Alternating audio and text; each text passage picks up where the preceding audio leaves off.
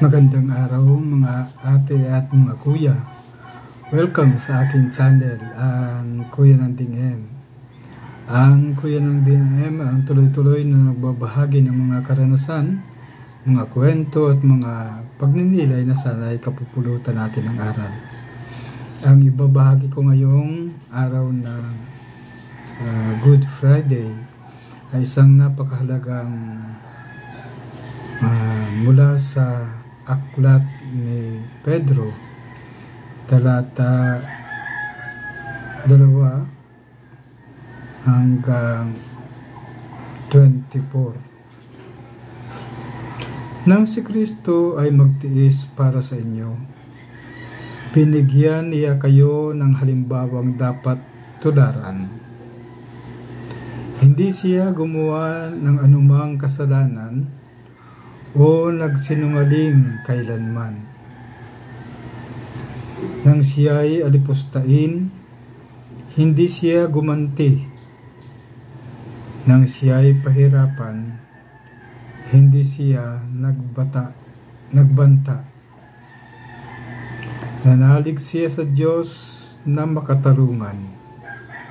Sa kanyang pagkamatay sa krus, dinala niya ang bigat ng ating mga kasalanan upang tuluyan na nating iwan ang pagkakasala at mamuhay ayon sa kalooban ng Diyos. Kayo'y gumaling sa pamamagitan ng kanyang mga sugat.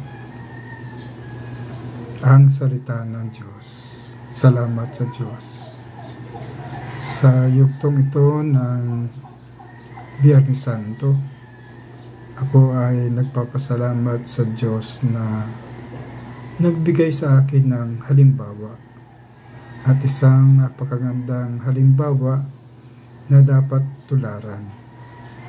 Ito ay pagpapakita niya ng kanyang pagmamahal sa atin, at gayon din na dapat nating tularan para sa ating kapwa. Kaya ang hamon ngayon ay papaano natin ito isasagawa sa ating pang-araw-araw na buhay, paano natin ito gagawin sa ating pamilya at gayon din sa ating kapwa. Ang dulot ng Biyernes Santong iso ay pag-asa na ang buhay natin ay nakasalalay sa Diyos. Maging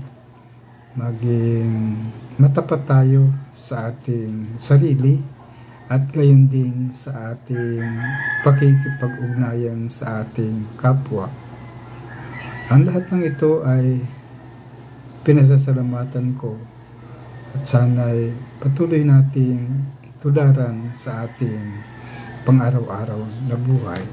Ito lang pong aking ibabahagi, si Kuya ng Dingem.